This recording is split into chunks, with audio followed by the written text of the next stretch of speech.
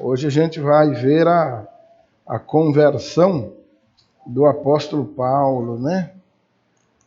Pois é, um dos 12 de Cristo só veio a se converter alguns anos depois da morte e ressurreição do Senhor. Que coisa interessante, né?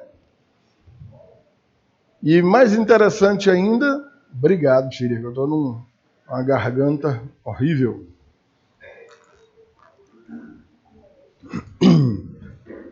E ainda assim, como ele mesmo, se referindo a ele, tratava, né, como que nascido fora de tempo, né? Igual aquelas frutas temporânea, extemporânea, tem gente que fala também, que dá totalmente fora de época, né? Assim o Paulo considerava-se a si mesmo. Vamos ler o texto, que não é muito curtinho, e depois nós vamos comentando conforme a pregação expositiva que nós temos o hábito de fazer. Todos acharam Atos capítulo 9? Tem alguém que ainda esteja procurando? Não, né? Os versículos do 1 até o 19, que dizem assim: Saulo, respirando ainda ameaças e morte contra os discípulos do Senhor, dirigiu-se ao sumo sacerdote e lhe pediu cartas para as sinagogas de Damasco, a fim de que, caso achasse alguns que eram do caminho, tanto homens como mulheres, os levasse presos para Jerusalém. Enquanto seguia pelo caminho, ao aproximar-se de Damasco, subitamente uma luz do céu brilhou ao seu redor. Ele caiu por terra e ouviu uma voz que lhe dizia: Saulo, Saulo, por que você me persegue? Ele respondeu: Senhor, quem és tu? E a resposta foi: Eu sou Jesus, a quem você persegue. Mas levante-se e entra na cidade onde lhe dirão o que você deve fazer. Os homens que viajavam com Saulo pararam emudecidos ouvindo a voz, mas não vendo ninguém. Então Saulo se levantou do chão e, abrindo os olhos, nada podia ver. E, guiando-o pela mão, levaram-no para Damasco. Esteve ele 3 dias sem ver, durante os quais nada comeu nem bebeu. Havia em Damasco um discípulo chamado Ananias. O Senhor lhe apareceu numa visão e disse: Ananias? Ao que ele respondeu: Eis-me aqui, Senhor. Então o Senhor lhe disse: Levante-se e vá à rua que se chama Direita, e na casa de Judas procura um homem de Tarso chamado Saulo. Ele está orando e, numa visão, viu entrar um homem chamado Ananias e impor-lhe as mãos para que recuperasse a vista. Ananias, porém, respondeu: Senhor, de muitos tenho ouvido a respeito desse homem, quanto mal tem feito aos teus santos em Jerusalém. E aqui em Damasco ele tem autorização dos principais sacerdotes para prender todos os que invocam o teu nome. Mas o Senhor lhe disse: Vá, porque este é para mim um instrumento escolhido para levar o meu nome diante dos gentios e de reis, bem como diante dos filhos de Israel. Então Ananias foi e, entrando na casa, impôs as mãos sobre Saulo, dizendo: Saulo, irmão, o Senhor Jesus, que apareceu a você no caminho para cá, me enviou para que você volte a ver e fique cheio do Espírito Santo. Imediatamente caíram dos olhos de Saulo umas coisas parecidas com escamas, e ele voltou a ver. A seguir, levantou-se e foi batizado. E depois de comer, sentiu-se fortalecido. Quem está acostumado a ler o Antigo Testamento, toda a linguagem, tanto do que a gente viu na semana passada, quanto do que nós estamos vendo aqui hoje, nesse episódio da conversão de Saulo, a forma do autor se dirigir aos leitores, os acontecimentos que foram vistos, a forma milagrosa de Deus alcançar o Saulo, tratar com o Ananias para que orasse por ele, é bastante familiar com aquilo que a gente tem visto no Antigo Testamento, é tudo muito familiar. Para a igreja dos nossos dias, e aí sim é o que, vamos dizer assim, trata-se do livro verdadeiramente prático para as nossas vidas, o Novo Testamento. À medida que o tempo vai passando, a gente vai vendo cada vez menos episódios como esse sendo narrados para nós. Cada vez menos esse tipo de milagre, esse tipo de manifestação, esse tipo de metodologia do Senhor agir vai desaparecendo do convívio da igreja, dos irmãos. Não que a fé dos irmãos tenha desaparecido, não é isso. É preciso entender, antes de tudo, que esses dias da conversão de Paulo, ainda não havia um Novo Testamento escrito conforme nós temos aqui na mão. A obra de Lucas, que são o Evangelho de Lucas e esse livro de Atos, estão narrando esses acontecimentos. E o próprio Paulo será autor de algumas das epístolas anos mais adiante. Logo, nós não precisamos experimentar coisas, viver experiências como essa que o Paulo viveu nesses dias. Embora nós ainda creiamos que se o Senhor Jesus, em algum cantinho da terra, quiser agir de modo semelhante a esse que ele agiu aqui, ele é poderoso para isso, ele é soberano, é ele que manda. Não somos nós que deliberamos acerca disso, é o próprio Senhor. Amém, amados? Então, Deus continua sendo o mesmo, ele nunca mudou. Se ele quiser fazer do mesmo modo, ele torna a fazer. Mas nós vivemos pela fé, crendo que tudo isso aconteceu, e crendo também que não é necessário que a gente experimente a mesma situação para que possamos crer no Senhor nos dias de hoje. De qualquer modo, vamos ver o que esse acontecimento, a conversão desse jovem Saulo, tem a ver com nossa vida. O que nós podemos extrair desse acontecimento para aprendizado nosso? Primeiro, a identificação dele, ele é chamado aí por Saulo no versículo 1, mas nós sabemos que é o mesmo Paulo, né? Com certeza, alguns entre nós já podem ter ouvido que ele mudou o seu nome, ou porque se humilhou, porque Saulo significa grande, Paulo significa pequeno, ou então que Deus mudou o nome dele, igual mudou o de Jacó, igual mudou outros nomes. Não, nada disso. Não tem nenhum desses mistérios, não. Nem ele, nem Deus mudaram o nome dele. Saulo e Paulo são absolutamente a mesma coisa, tá bom? Saulo é a forma hebraica de dizer o nome dele. E Paulo, a forma latina.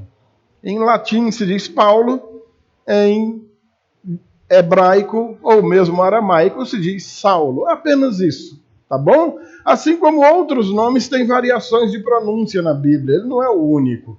Mateus e Levi, Isabel e Elizabeth, Pedro e Cefas, Silas e Silvano. Muitos são os nomes que se pronuncia de um jeito, ora no grego, ora no latim e outra hora no hebraico ou no aramaico. Então, isso não tem nenhum mistério em torno disso, tá? Paulo e Saulo são a mesma pessoa. Quando ele se torna um cidadão do mundo e vai para o mundo gentílico, ninguém mais chama ele de Saulo. Ele sai daquele mundo estritamente judaico, vai para um mundo greco-romano e lá é Paulo e acabou a conversa. Mas é a mesma pessoa e não tem esse negócio de mudar. Deus mudou o nome dele. Mudou não, viu? Trata-se da mesma pessoa. O versículo 1 diz que ele ainda respirando ameaças. Imagine aí você o que seja uma pessoa andar, viver, respirando ameaças contra algo ou alguém. Quem era esse Saulo? As informações que nós temos acerca dele são poucas, mas essas poucas já quebram um galho tremendo para a gente saber de quem se tratava esse cidadão. No capítulo de número 7, no finalzinho, no versículo 58, vocês vão ver ele praticamente comandando a execução do diácono Estevão, de modo que as pessoas que iam apedrejar o Estevão largavam suas roupas ali, como que para o Paulo tomar de conta, ou dando um testemunho, ó, nós estamos envolvidos nisso aqui, estamos sendo zelosos pela nossa religião e vamos apedrejar esse herege do Estevão, que ao invés de cuidar na lei de Israel, está cuidando em falar nesse tal de Jesus, nessa heresia dos cristãos. No capítulo 8, versículos 1 e versículo 3, você ainda tem informações acerca desse jovem Saulo. Paulo era um judeu de dupla nacionalidade, era também um cidadão romano, criado por uma família que, se não fosse rica, mas pelo menos era tranquila, era sossegada. Ele não vem da miséria. É um jovem que estudou, era poliglota. Poliglota é aquele camarada que fala vários idiomas.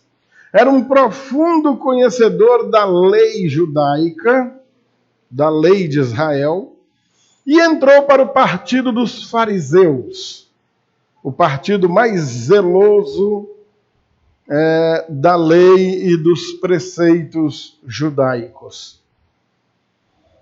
Como Jesus havia sido crucificado, ressuscitou, ascendeu ao céu e deixou seus discípulos pregando o Evangelho do Senhor Jesus Cristo começa a se espalhar pela terra para esses religiosos como uma praga. Essa praga dos cristãos chegou até aqui, essa heresia do cristianismo está se espalhando pelo mundo e aquelas autoridades do judaísmo estão trabalhando pesado para, de alguma maneira, colocar um fim a essa proliferação do evangelho. E dentre esses homens que lutavam de modo ferrenho contra o evangelho, Paulo era um grande expoente. Um homem dedicado, empenhado mesmo em cumprir a sua missão. E nesse momento a sua missão qual é? Atacar os cristãos. Perseguir, prender, espancar e inclusive matar. Como foi o caso do Estevão, dias antes desse acontecimento. A morte do Estevão, que está narrada aí no capítulo de número 7, faz com que os cristãos de Jerusalém se espalhem pelo mundo. Apenas os 12 apóstolos ficam em Jerusalém. Os demais discípulos tiram por cima, espalha crente para tudo quanto é lado. E certamente Paulo deve ter ouvido dizer que uma célula ou um grupo de cristãos deveria estar prosperando muito na cidade de Damasco, hoje cidade da Síria, capital da Síria, né? Naqueles dias também não era diferente, a cidade é bem antiga.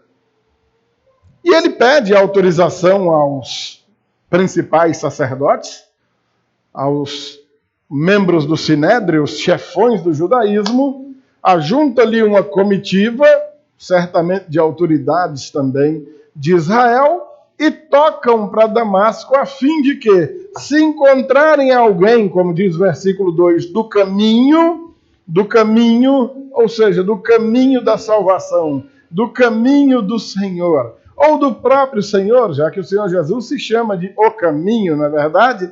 Caso encontre alguns daqueles do caminho, que ele tenha então autorização para os prender e os levar para Jerusalém. Esse é o jovem Saulo.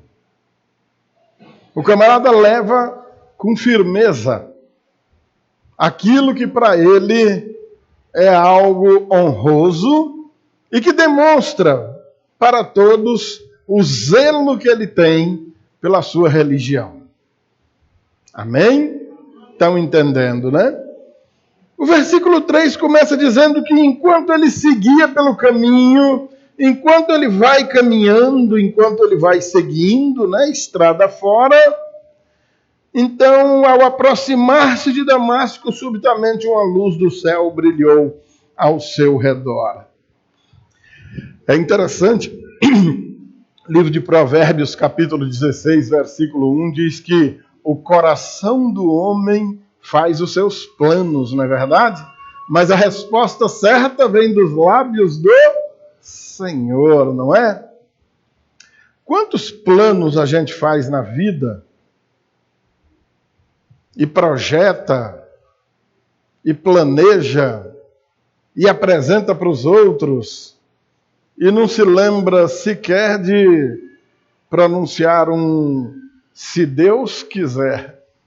Tiago fala disso na sua epístola, né?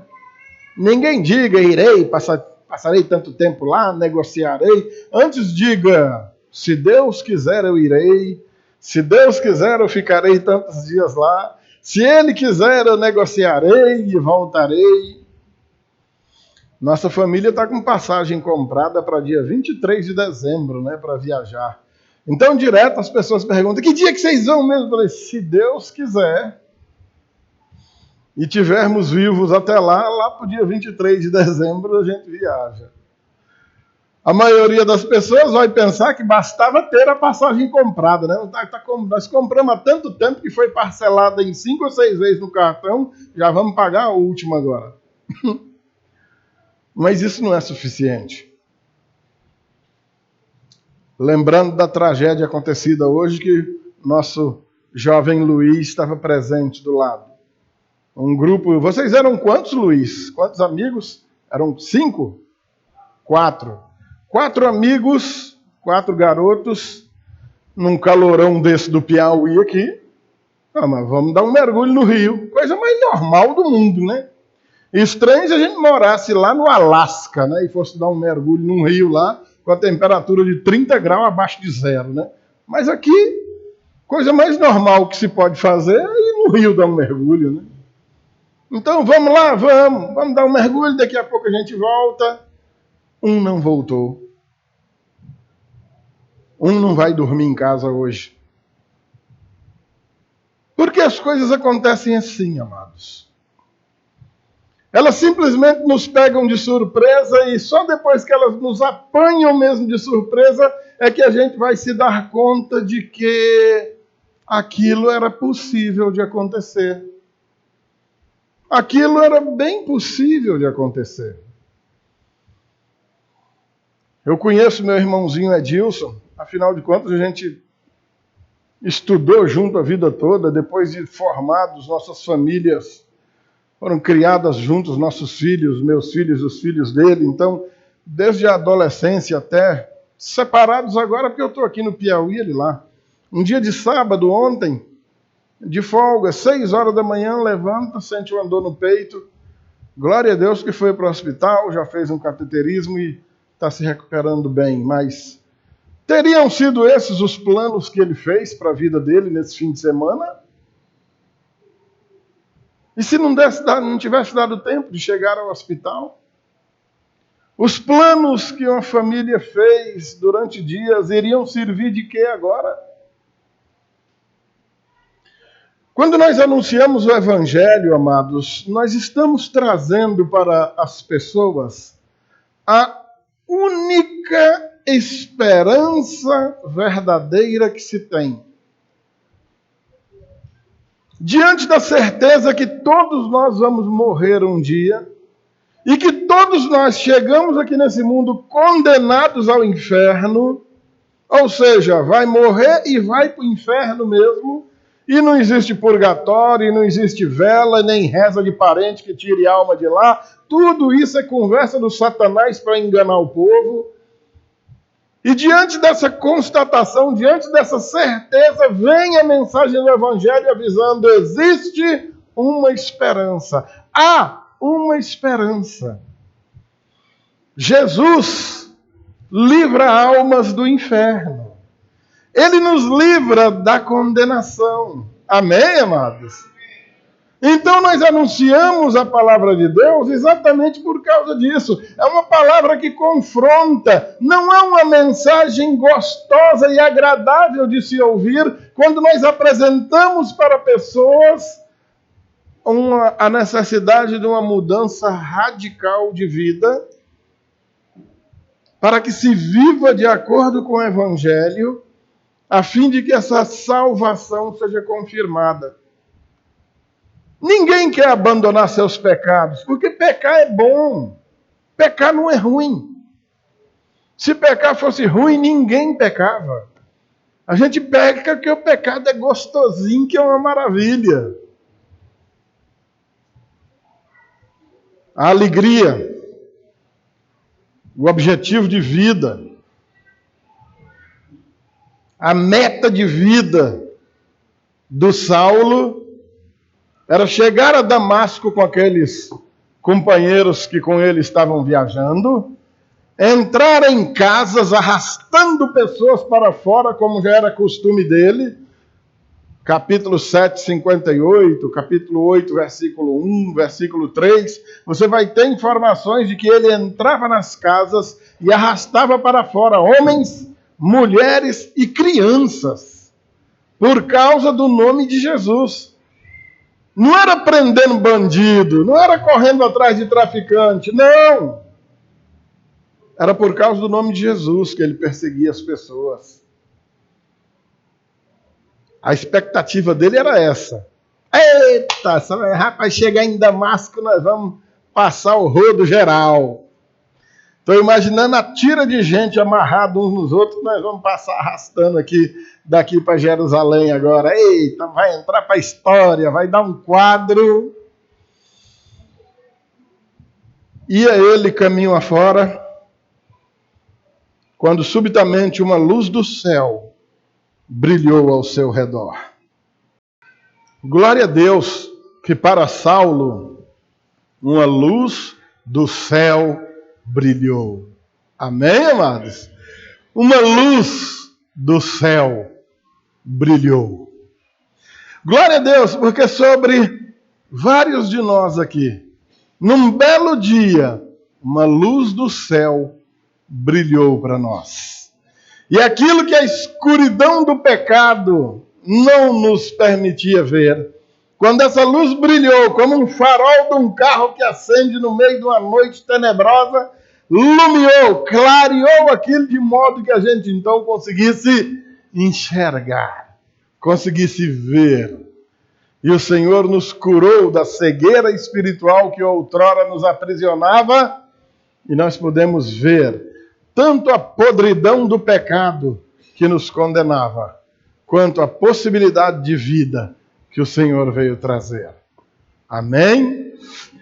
Diante dessa luz que brilha, olha a situação.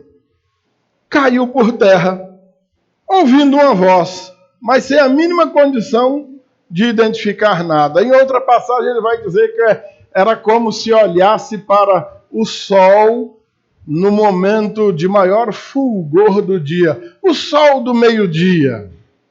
Dá uma olhada para ele para você ter uma ideia do que eu estou te falando. Você vai ver o quê? Nada. E até quando você tirar o olho dele e olhar para baixo de novo, você ainda vai ficar cego uns minutinhos ali, porque a lapada é grande, né? Ouvia uma voz, mas não podia ver ninguém. Caiu por terra. Oh, maravilha! Somente aqueles que o Senhor escolhe podem ouvir a voz dele. A voz do Senhor vem sendo proclamada dia após dia, pelos 4 cantos da terra, por meio de inúmeros pastores ao longo de pelo menos 2000 anos. Alguns ouvem, outros não. No capítulo, que esse episódio, essa mesma cena, ela é narrada no livro de Atos 3 vezes. Aqui, a narrativa do acontecimento. e outras 2 vezes o próprio Paulo contando seu testemunho. E numa dessas vezes, quando ele conta esse testemunho, ele narra essa história para uma autoridade, lá no capítulo 22, versículo 9, ele diz, inclusive, que os seus companheiros ouviam a voz, mas não conseguiam entender o que a voz dizia. Ao que parece, o Senhor escolhe Saulo no meio daquela comitiva ali, mas aos outros, não. E não pensem que o Senhor é cruel por causa disso. Primeiro, porque nós não sabemos se posteriormente o Senhor chamou esses companheiros dele. Pode ter acontecido. Ou, se ele não chamou também, quem sou eu e quem é você para contender com Deus? Ele chama quem ele quiser. O soberano é ele, não somos nós. Viram a luz. Todo mundo ficou ofuscado com a luz. Somente Saulo ouvia e entendia o que a voz dizia. Os outros ouviam, mas não entendiam nada. O mesmo que acontece hoje, amados. Diferença nenhuma. Quantas vezes o evangelho tem sido pregado para multidões de pessoas, para 2 ou 3 entenderem e verdadeiramente se converterem, e o resto... Como é? Uns pegam no sono, dorme que chega baba. Outros vão dar uma conferida no WhatsApp, outros vão trocar uma ideia com um companheiro do lado. Às vezes acontece, nós temos testemunho desse, já ouvimos tanto testemunho desse tipo. A pessoa com 10, 20 anos na igreja, um belo dia ouviu uma mensagem e se converteu. Ué, rapaz, como assim? Tem 20 anos que tu congrega nessa igreja e só veio se converter agora? Pois é, rapaz, pra vocês verem como é que a coisa é, né? A fé vem pelo ouvir, e o ouvir, palavra de Deus. Melhor é que esteja perto do que longe. Estando perto, você ouve. E ouvindo, quem sabe uma hora o cara se converta, não é verdade? Saulo ouvia a voz e entendia a voz. Os outros não entenderam nada. O Senhor, naquele momento, só estava falando com Saulo. E já já eu vou dizer para vocês por quê. O que a voz dizia para ele? O que ele ouve? Saulo, Saulo, por que me persegues? A repetição do nome, Saulo, Saulo, isso denota intimidade, conhecimento. O Senhor sabia com quem estava falando. Saulo ainda não sabia de quem se tratava, mas o Senhor sabia quem era Saulo. Como diz Romanos capítulo 8, versículo 29 e 30, aos que de antemão conheceu, também os predestinou para serem conforme a sua imagem. E aos que predestinou, também chamou. O Senhor está chamando Saulo. Ele perseguia a igreja, ele prendia, espancava e até matava crentes. E mal sabia ele que ele era um também. Mal sabia não, ele não sabia era de jeito nenhum. Nós temos quase um Saulo aqui ao Eximale. Eximale já jogou água quente em crente que ia lá pregar para ele.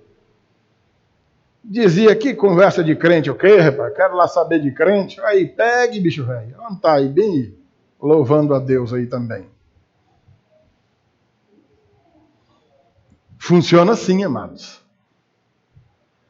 O Senhor o chama pelo nome. Evangelho de João, capítulo 10, versículos 3 e 4. O verdadeiro pastor, ele chama a ovelha pelo nome. Ele chama a ovelha para fora e ela segue porque ela conhece a voz do pastor. Saulo, Saulo, por que me persegues? Talvez não tivesse abordagem mais maravilhosa para o Senhor se chegar a esse valentão, não é? Por que você está me perseguindo? O que é que foi, Saulo? Está me perseguindo por quê? Evidentemente não podia ser de outra maneira, né? Ele pergunta, né? Quem és tu, Senhor?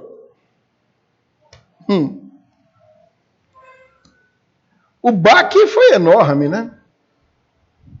Uma luz brilha, uma luz do céu, cai no chão ofuscado, ouve uma voz, mas não consegue ver nada, os companheiros estão tudo atordoados também. Detalhe, viu, amados? Ninguém sabe se eles iam a cavalo, não. O mais certo é que eles iam a pé, que era a forma mais comum de se viajar naqueles dias, principalmente esse grupo de religiosos, né? Quem andava a cavalo eram os soldados romanos. O pessoal tem um negócio de estar no meio da pregação, se empolga, e Saulo caiu do cavalo, não tem nenhuma informação de que eles iam a cavalo, mas deixa isso para lá. Certo é que caiu, que seja a pé, de cavalo ou de bicicleta, puf, no chão. Não existia bicicleta ainda no tempo não, tá? Caiu. Saulo, Saulo, por que me persegues? Quem és tu, Senhor? Eu sou Jesus, a quem você persegue.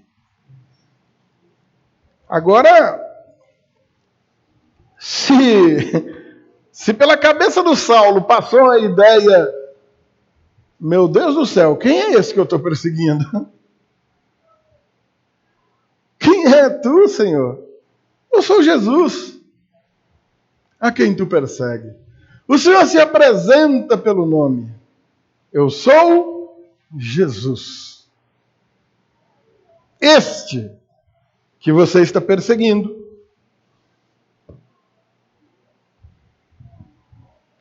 Imagina como é que ficou a cabecinha do Saulo aí agora. Eita encrenca! E agora? Eu quero, mais uma vez, eu adoro fazer essa contextualização simultaneamente. A pregação expositiva pede que se faça isso no final. Eu gosto de fazer no decorrer da exposição do texto. O Saulo já estava tendo uma relação com o Senhor Jesus, mesmo que ele não soubesse dela. Ele estava perseguindo o Senhor Jesus. Por quê? Porque ele estava perseguindo a igreja. Amém, amados? Saulo estava perseguindo a igreja. Ele estava perseguindo os cristãos, os irmãos, os do caminho. Por fim da conta, ele estava perseguindo a igreja do Senhor.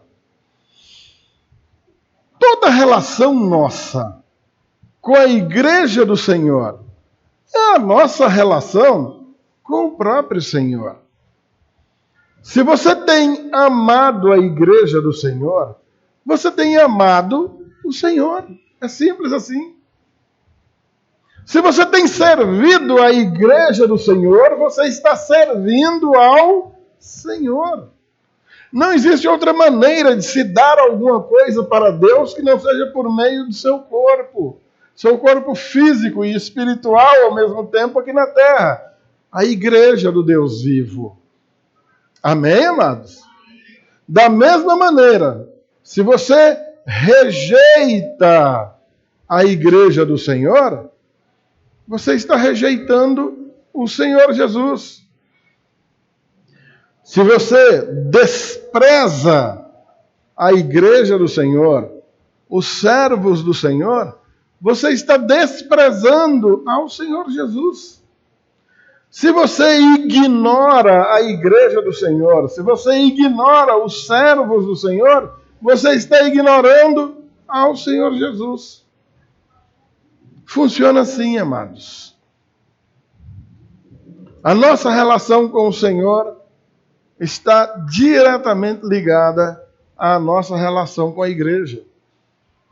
Só se relaciona com o Senhor por meio da igreja.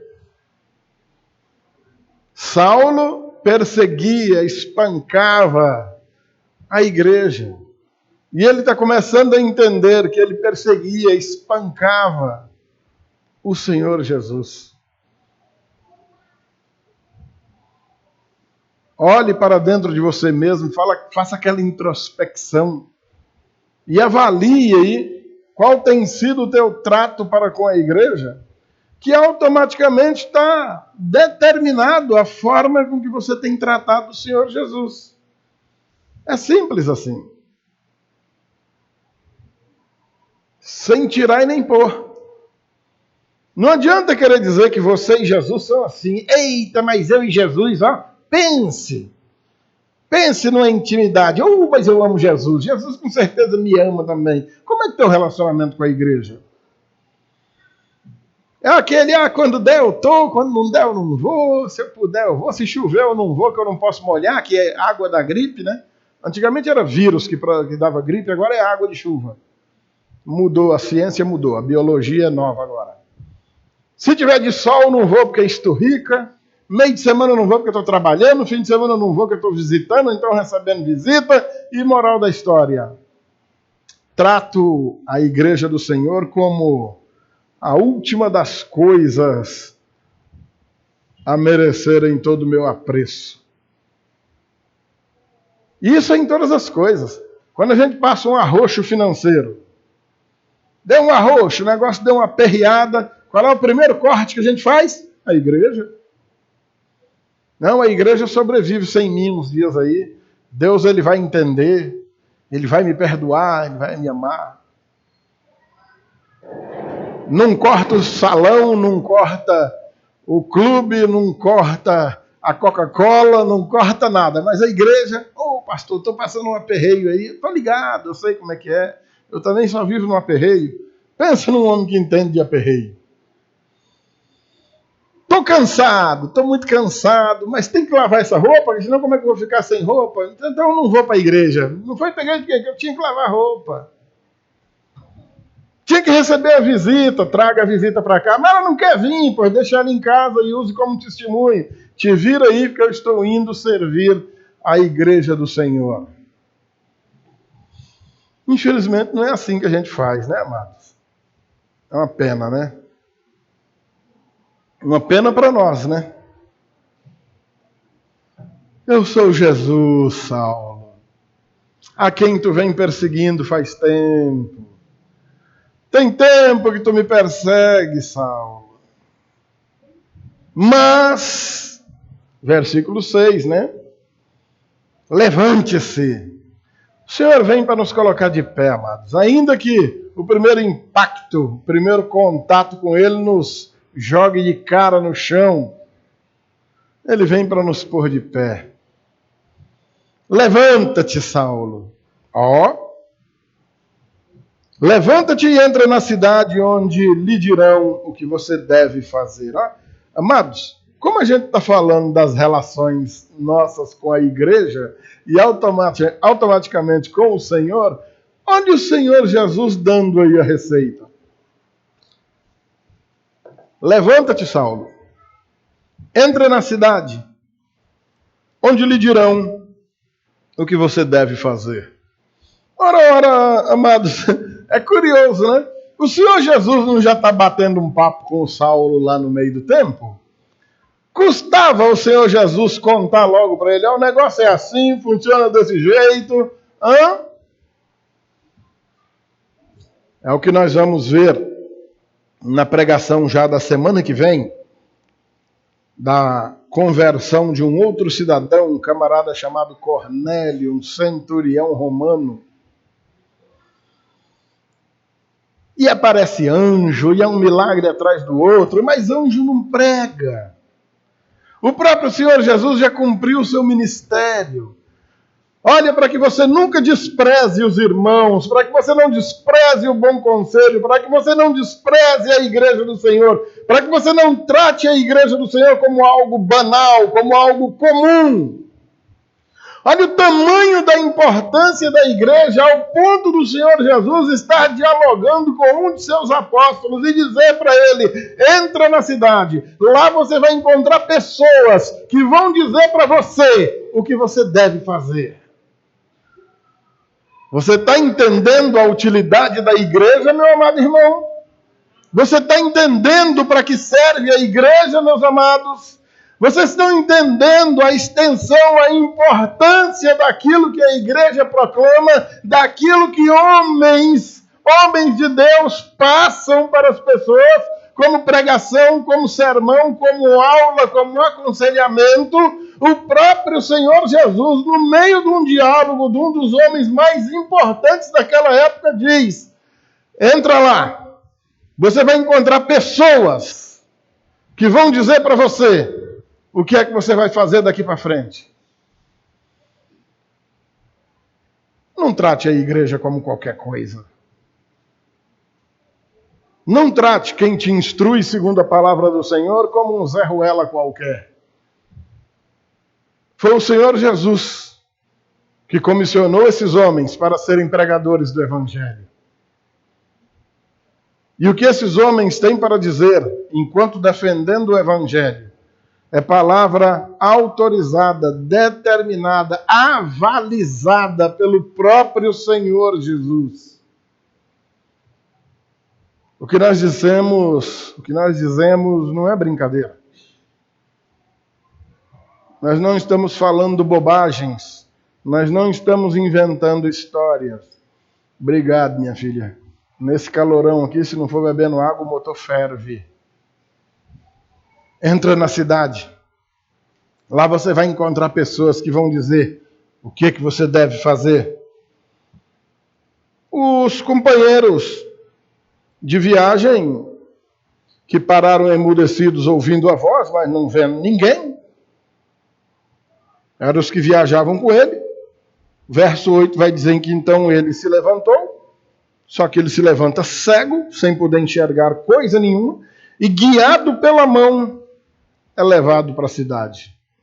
De repente, aquele homem valentão, aquela autoridade, o comandante daquela comitiva, aquela comitiva macabra, maligna, de perseguição à igreja do Senhor, de repente aquele comandantezão está precisando ir segurando em alguém, ceguinho para entrar na cidade.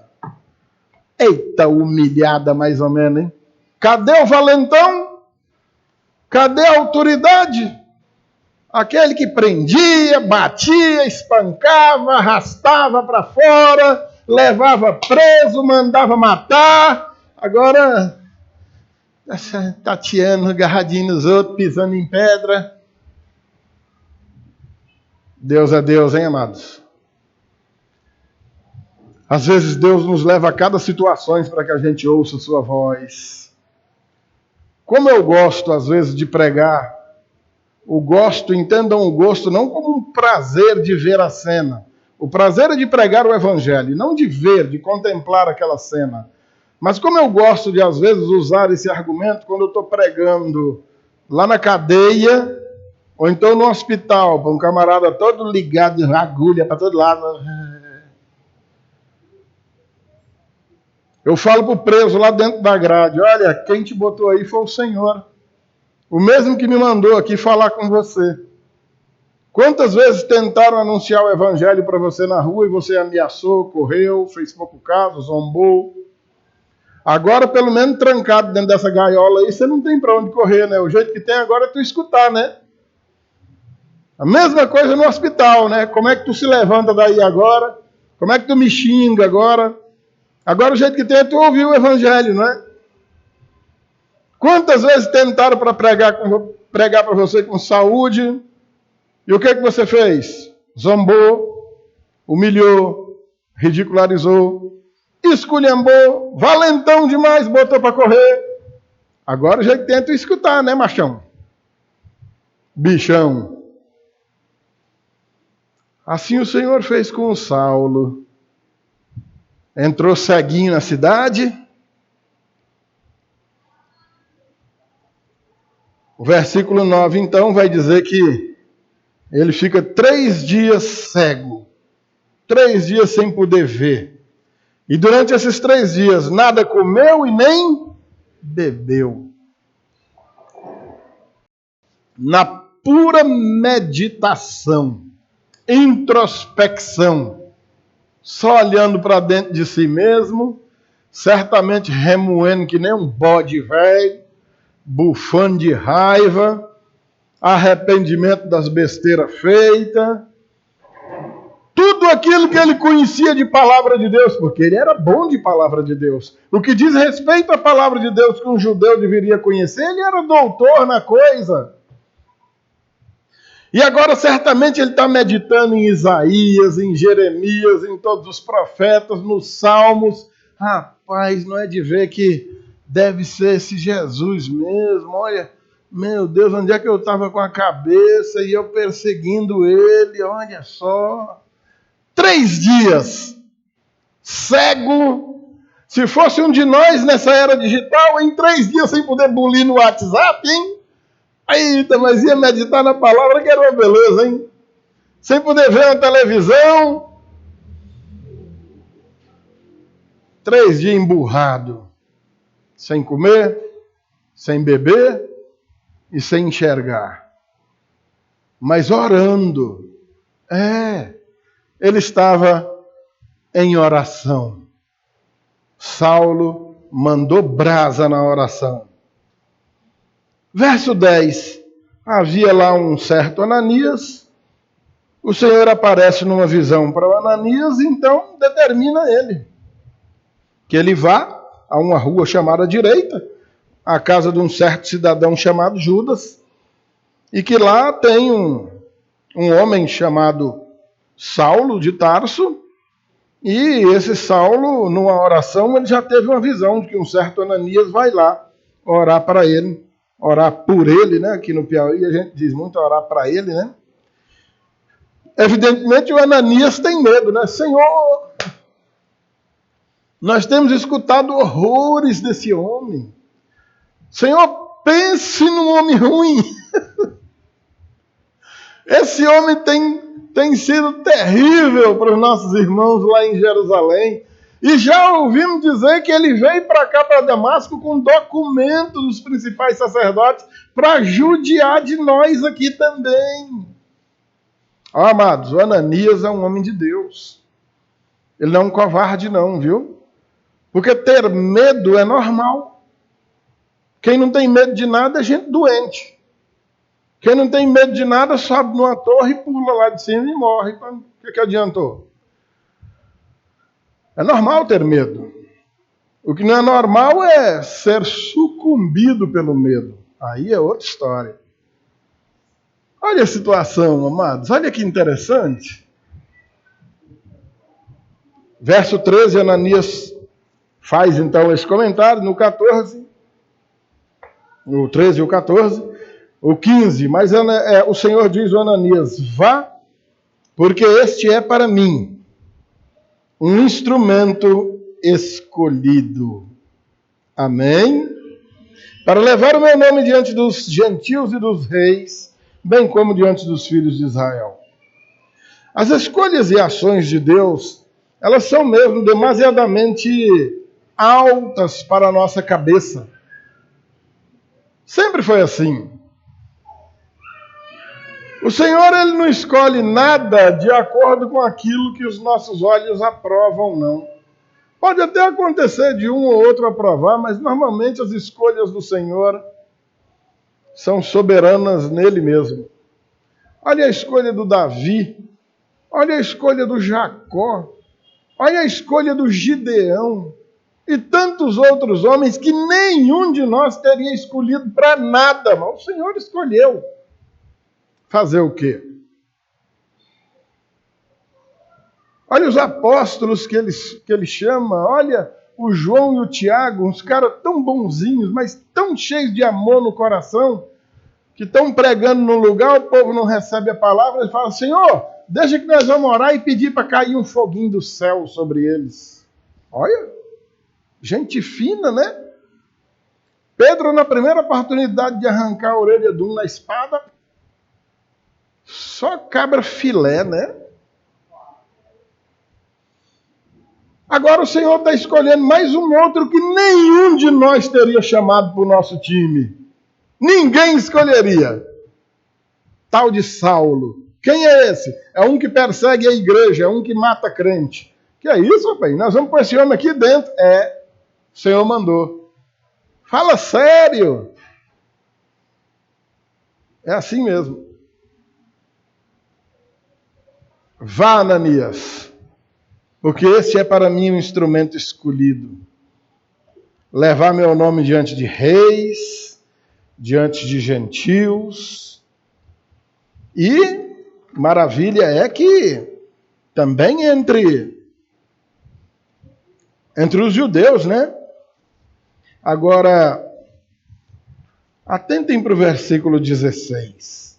Olha o que o Senhor diz no versículo 16.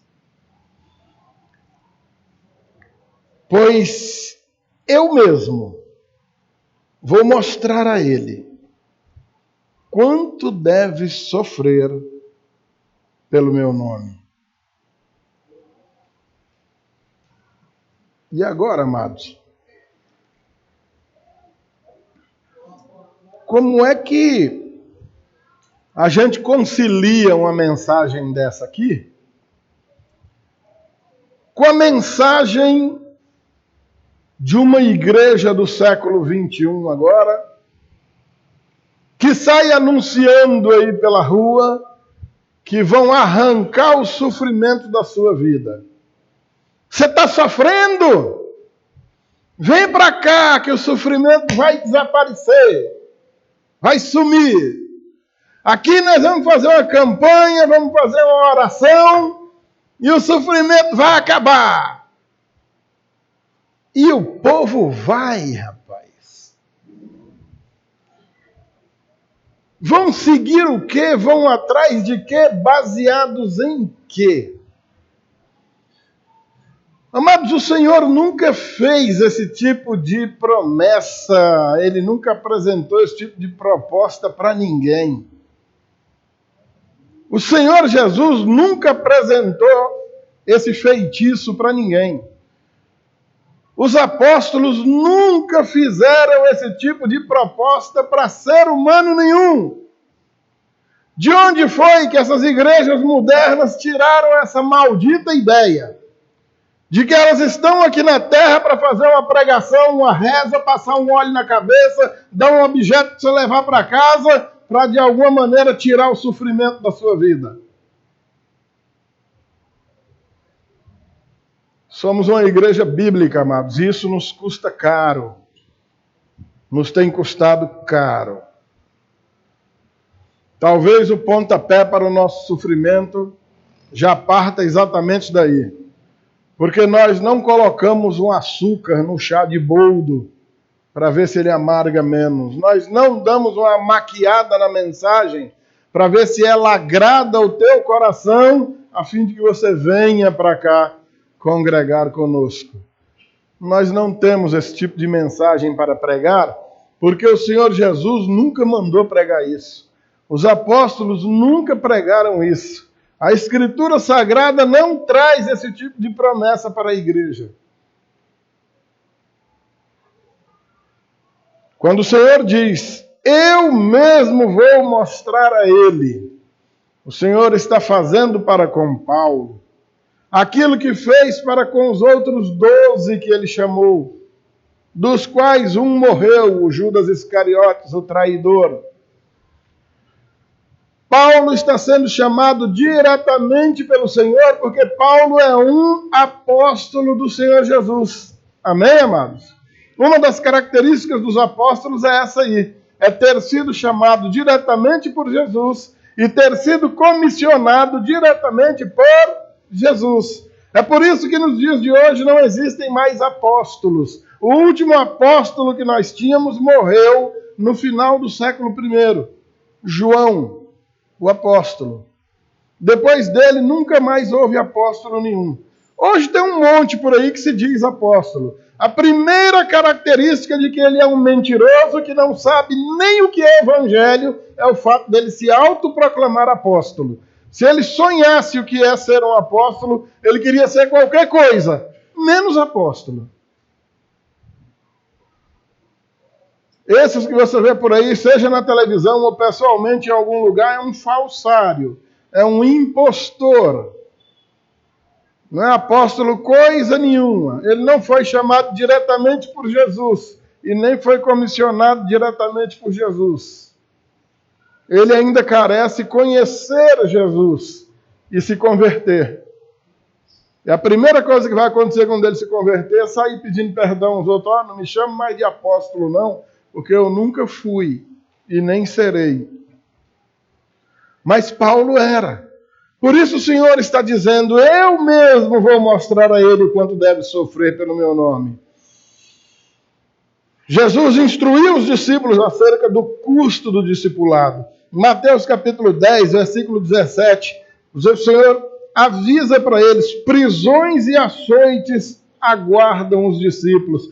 Mateus 10, 24, o discípulo não está acima do seu mestre, deixando claro, se traíram a mim, vão trair vocês. Se espancaram a mim, vão espancar vocês. Assim como mataram a mim, vão matar vocês também. Não pensem que a vida vai ser mole para nenhum discípulo do Senhor por causa do discipulado.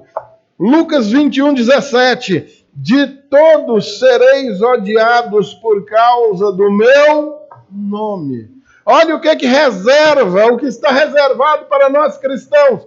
O mundo inteiro nos odeia só por causa do nome de Jesus. Você não precisa comprar fiado do cara e não pagar para ele te odiar.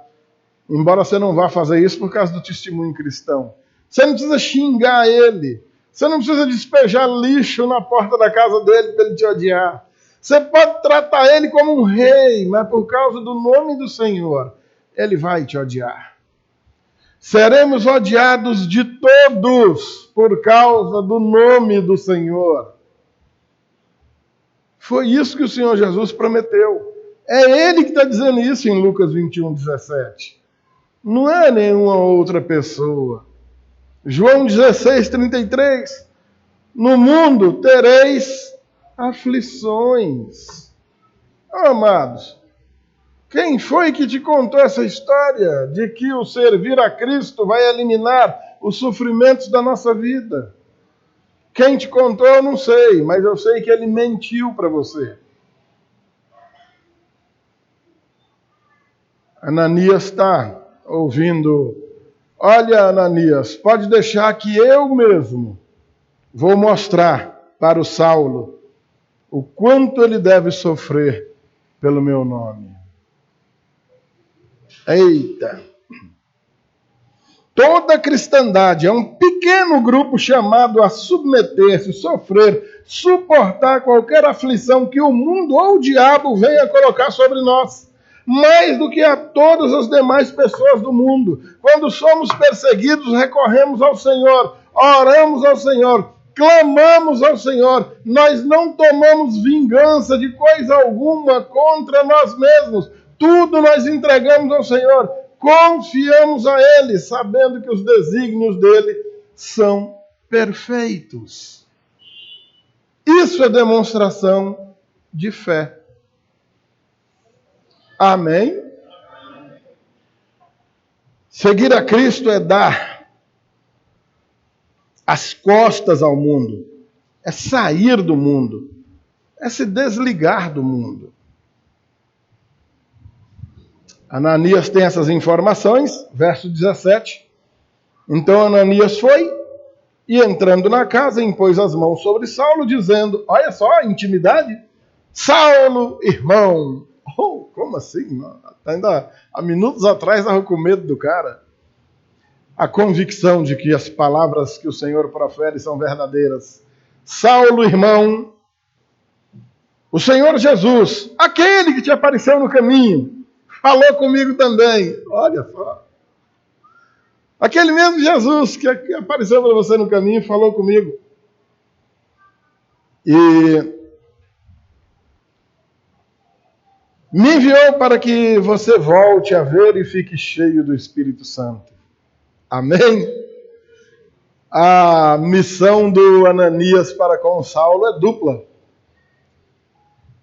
Orar por ele, para que, primeiro, ele volte a ver. Volte a ver ou passe a ver. Aí é um cumprimento de profecia. Quando o Senhor Jesus se apresenta em Lucas capítulo 4, dizendo que ele é cumprimento daquela profecia de Isaías, o Espírito do Senhor está sobre mim, pelo que me ungiu, para libertar os cativos e tirar de prisão os oprimidos e dar vista aos cegos. O Senhor já certamente se referia a coisas dessa natureza.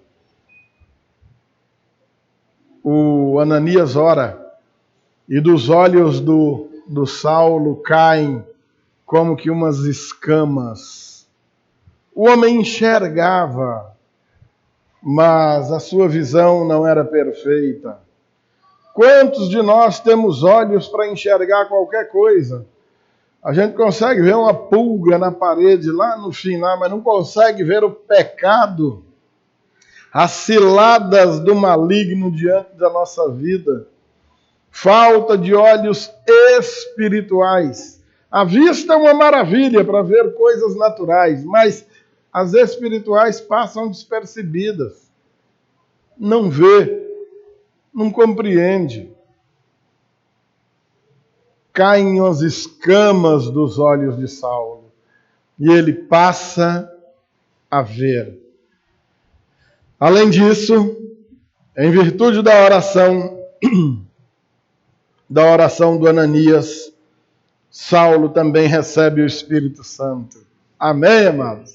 Aquele poder que vem do alto, que capacita o homem a lutar contra o pecado, que capacita o homem a ouvir e ver as coisas de Deus. Aquilo que sem o Espírito Santo era impossível. Aquilo que você ouve, como os amigos de Saulo lá no caminho onde a luz brilhou e apareceu. Eles ouviam a voz, mas não entendiam nada que estava sendo dito.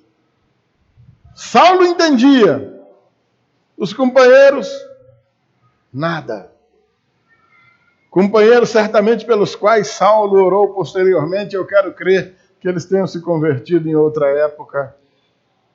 Mas naquele momento, como quem ouve, ou escuta, como quem vê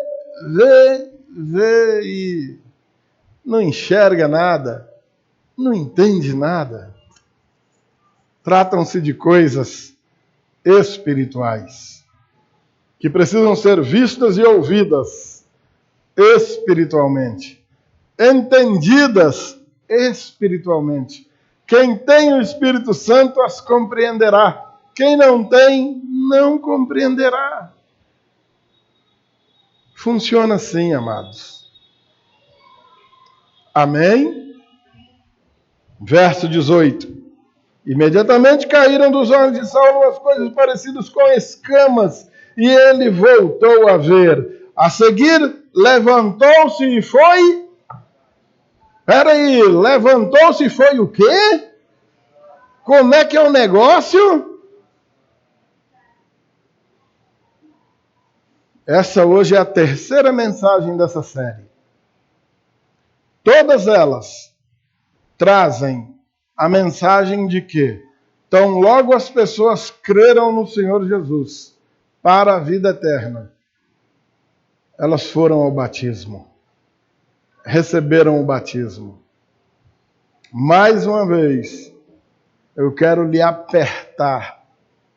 Se você crê no Senhor Jesus e ainda não se submeteu a Ele, nem a sua igreja, você continua como um incrédulo.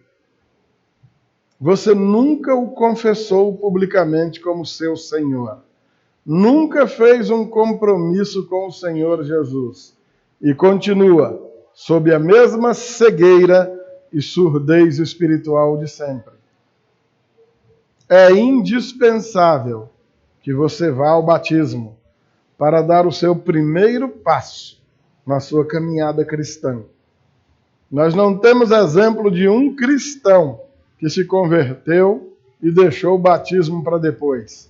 A primeira coisa que se faz quando se converte é passar pelo batismo. Amém? Verso 19.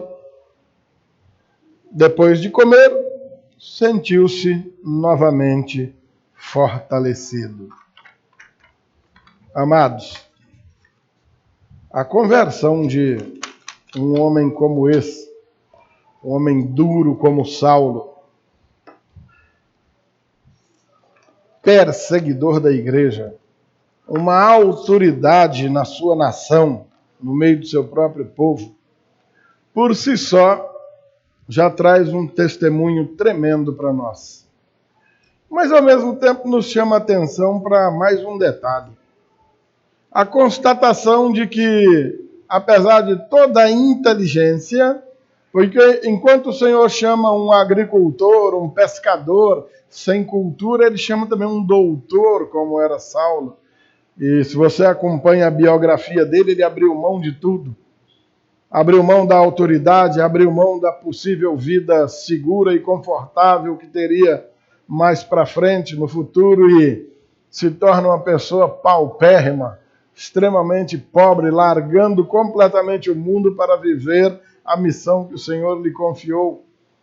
Então, apesar dessa autoridade toda, também nos dá a convicção de que Deus é um só para todos. E independente de quem seja, de todos, é requerido da parte do Senhor a mesma coisa. Que o ouça, o ame, o obedeça, o sirva de todo o coração, porque esse é o testemunho que vai servir para que se constate de que aquela vida realmente foi alcançada pelo Senhor para a vida eterna. Qualquer outra coisa fora disso é apenas uma declaração de religiosidade. E ser um religioso não é sinônimo de ser um crente no Senhor Jesus. Meditem nisso em nome de Jesus.